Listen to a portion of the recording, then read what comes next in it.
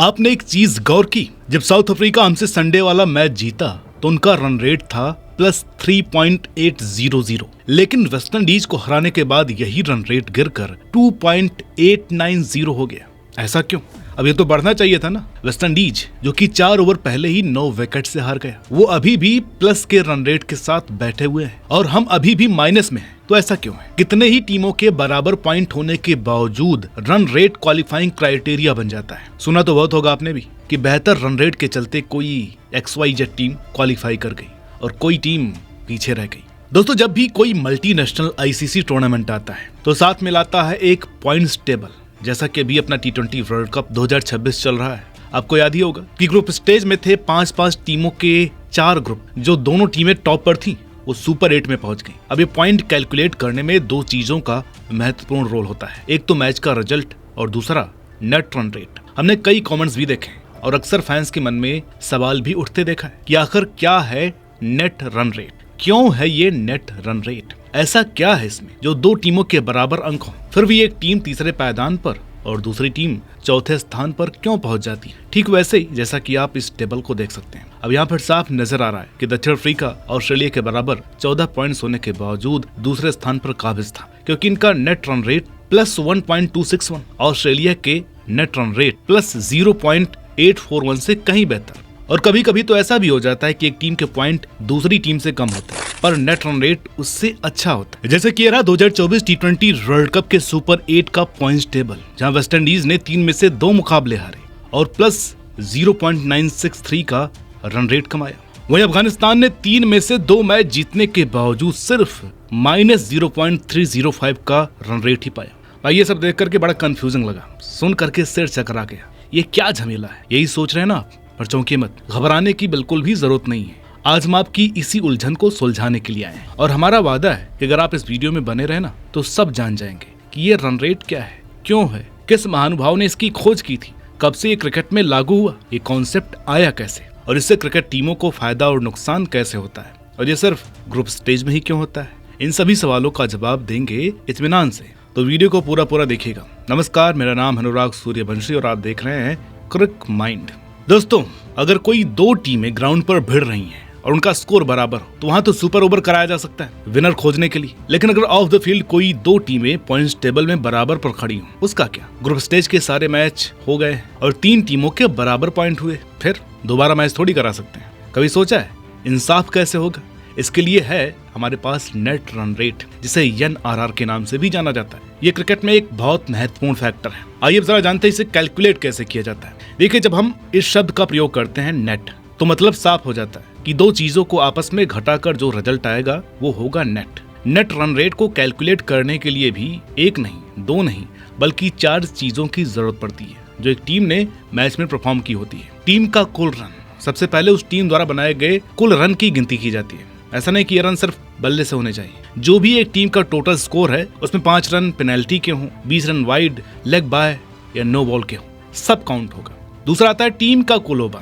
जी हाँ, टीम द्वारा खेले गए ओवर की संख्या पर ध्यान दिया जाता है। अगर बात ODI की हो तो चाहे कोई 25 ओवर खेले, चाहे 48 या चाहे पूरे 50, उसे उतना ही लिया जाएगा। अगर बात T20 की हो तो वहाँ अगर कोई 10 ओवर में ऑल आउट भी हो गया ना तो 10 ओवर कंसीडर होंगे। दूसरी टीम द्वारा बनाए गए रन, जी हाँ, दूसरी टीम द्वारा बनाए गए रन को ध्यान में रखा जाता है। ये तीसरा पॉइंट है। चाहे वो पहले बैटिंग कर रहा हो या बाद में, सब कुछ देखा जाता है। दूसरी टीम और विरोधी टीम द्वारा खेले गए ओवर्स की संख्या जिनमें उन्होंने टारगेट चेज किया या पहले स्कोर बनाया, तो इसकी कैलकुलेशन कुछ इस तरीके से होती है।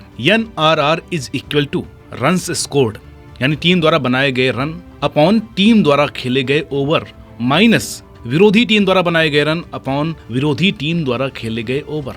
अब एग्जांपल के लिए भारत वर्सेस जिम्बाब्वे का मैच उठा लीजिए, जिसमें भारतीय टीम ने 256 रन बनाए और 20 ओवर खेले, वहीं जिम्बाब्वे ने 184 रन बनाए और पूरे 20 ओवर खेले। तो नेट रन रेट कुछ इस तरीके से होगा 256/20 माइनस 184/20, यानी 12.80 माइनस 9.20 इज इक्वल टू 3.60। इसका मतलब भारतीय टीम का नेट रन रेट +3.60 है और इस हिसाब से वो जिम्बाब्वे टीम से बेहतर है क्योंकि उन्हें मिला 3.60। What if it rains?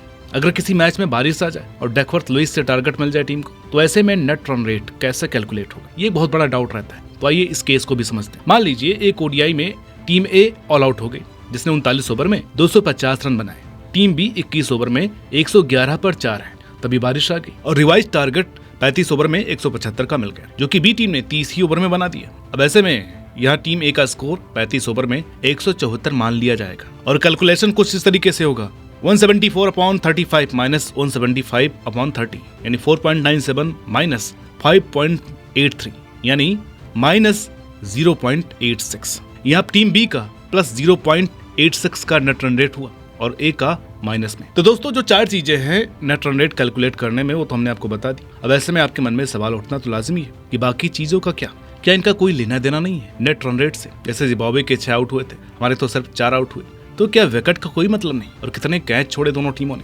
कितने एक्स्ट्रा रन दिए, किस टीम ने कितने मैडन ओवर डाले, और अगर मैच में बारिश आ जाती तो क्या इन सब का कोई रिलेवेंस नहीं है? तो दोस्तों उन 4 चीजों के अलावा 5वीं कोई चीज है ही नहीं जिसका कोई मतलब हो। हाँ, अगर तो मैच बारिश से धुल जाता, कोई रिजल्ट नहीं आता, तो दोनों टीमों को 1-1 अंक मिल जाता। मगर मैच छोटा होता तो डकवर्थ प्लेस के हिसाब से फिर कैलकुलेशन होता रिवाइज्ड ओवर से, और अगर मैच टाई हो जाए जैसे पहले सुपर ओवर नहीं होते थे, उस केस में दोनों टीमों का रन रेट ज्यों का त्यों ही रहता है। तो नेट रन रेट की उत्पत्ति कैसे हुई? ये कोई आजकल शुरू नहीं हुआ है, ये क्रिकेट का एक प्राचीन अंग है जिसका विचार पहली बार 1970-71 में अंतर्राष्ट्रीय क्रिकेट में पेश किया गया था। हालांकि विशेष रूप से वनडे क्रिकेट और बाद में T20 क्रिकेट में इस्तेमाल होने लगा और आज तक चलता ही जा रहा है। 1992 में पहली बार नेट रन रेट का इस्तेमाल हुआ, इससे पहले रन रेट का इस्तेमाल होता था। नेट रन रेट की शुरुआत 1970 के दशक में अंतर्राष्ट्रीय क्रिकेट में हुई थी, लेकिन इसका अधिकतम उपयोग 1990 के दशक के बाद हुआ। पहले मैचों का फैसला केवल अंक के आधार पर ही किया जाता था, लेकिन नेट रन रेट ने प्रतियोगिताओं में टाई ब्रेकर का काम किया और इससे न केवल टूर्नामेंट